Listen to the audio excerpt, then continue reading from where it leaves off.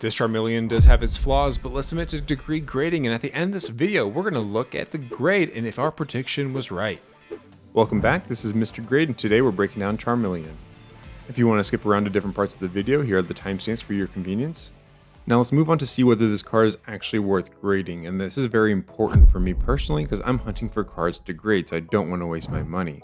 First, this Charmeleon's $43.71 raw. Now, if I take this to my local game shop, they're going to charge me about $20 per card to actually grade it, but then there's a total shipping fee of $5. So let's say I did 5 cards, 10 cards, or even 1 card. It's a flat $5 for shipping, but $25 overall is actually what I'm going to be charged for grading this individual card. Now, it doesn't matter whether you pull the card or you bought it. If you pulled it, you can basically say you didn't pay anything for it. If you bought it, you're paying that $43.71. Now, if you get a tag 10 versus a tag 9, there's a significant difference. If we bought this card, then we might lose some money if we get a 9 or less, but if we don't, we actually profit in general. Now, let's move on to the centering. Now, the centering can really make or break a card when you're looking at it. That's really the first thing I like to look at when I'm evaluating whether I want to buy it or not. Now, on this Charmeleon, when we're pulling it up, we can see that there's about a 6% difference on the left and right. Top and bottom has about a 12% difference, and what we're looking at for the tolerance of this card is about 10%. So if we're going through PSA or tag, 10% is kind of your golden nugget there. If you're going anything above that, you're most likely going to fall into that 9 or that near mid area. So you want to stay lower than that. In this case, at 12% on the left and right. Now, PSA is a manual thing, human grading. So there possibly is a chance where you can get this through and actually get it as a 10 still, because it's just 2% off. They may not even pay attention that closely to it, but it is something to take in consideration. At the base facts of scanning this card, it does not get a 10. So that's really helpful for us to check out. Now let's go ahead and flip onto the back of the card and scan that and take a look at that as well. Now the ratings here are the same on left and right and top and bottom. We have only a 2% difference between the top and bottom here, which is pretty amazing actually. It's really great on the back of the card. However, the back is a lot more lenient than the front, whether you're PSA or tag. Now in my case, I'm doing degree grading, so it has to be less than 6%, which the back is less than 6%. Tag has a 30% tolerance, PSA has a 50% tolerance. Now, this does fall well for either of the grading companies that we're deciding to use. In this case, Degree is where we're at, so that's awesome. However, the front kind of screwed us over a little bit on that, so we know we're not going to get Gem Mint 10 just based on that front centering. Let's go ahead and move on to the surface of this card. When we're looking at the surface of the card, I'd say this is probably the most difficult part of evaluating a card, because the holographic is really hard to see in. So having a black light really does help you spot any kind of discolorations, any dots, anything like that, which at this time in my evaluations I was not using, but looking back I'd like to start using that, on all my cards, but going forward I am doing that.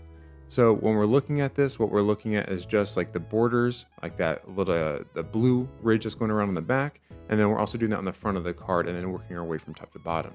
And I'm looking for any kind of dots, discolorations, smudges, things of that nature. And as we go through this, we can see some clear dots on the actual border of the card and some discoloration as well. And this is something that we want to highlight because we want to then figure out how much does this actually impact the card. Now the back is not as impactful as the front.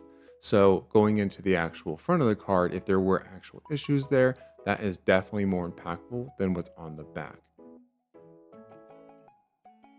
Now to our final segment, the corners and edges. We really want to be specific about this. I like to take my time on the front and actually work from the edges first and then work my way around the card and then come back to doing the edges. In this case, we ended on the back of the card, so I'm going to start on the back of the card.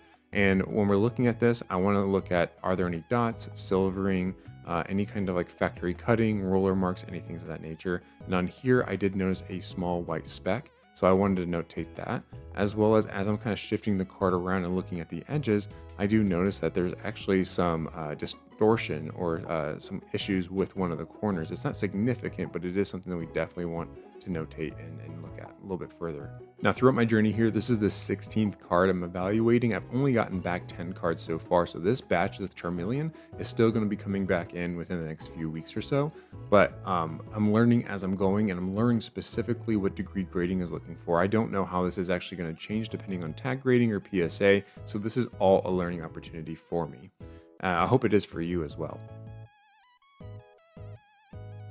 So let's do a recap real fast. The front of the card did have a couple print lines that we saw, but it was very, very minimal, only underneath angled light, and some places don't actually hold that against you. The back of the card is really where we saw those dots and other issues, and so that's going to add up to at least impact us a little bit, as well as a light scratch on one of the borders. Now on the back edge of the card, we did notice a small dot, as well as a minor white speck near the top edge. And again, the back of the card for grading is a lot more lenient than actually doing on the front, so it's not going to impact us as much as we think. And then for the corner of the card, we know some slight lifting on all corners, but it's incredibly minimal, but there was that one distortion on one of those corners in the back. And again, that is the back of the card, so it's not going to impact it as significantly. Now my gut is kind of telling me this is more of a very, very high 8, but can fall down into that low 9 as well. And so I think that just me being as conservative as I am with the actual approach of grading, I like to be a little bit lower in the actual grading that I'm going to provide. So ultimately, I would say that this is probably like an 8.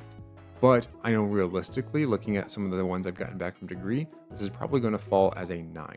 If you made it this far, go ahead and drop a comment down below on what grade you think this Charmeleon is going to get. And when I come back, I'm going to post the results so you can kind of keep in check to see if your grading with Degree Grading is similar to my experience or not. Now to the newest segment is called the grade reveal, which we actually got the card back from Degree Grading and we got the final reveal.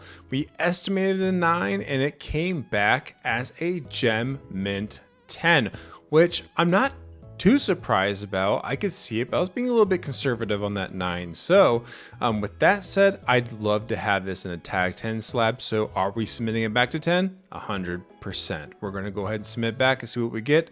Is this what you guessed? Leave a comment down below. Until next time, keep guessing that grade.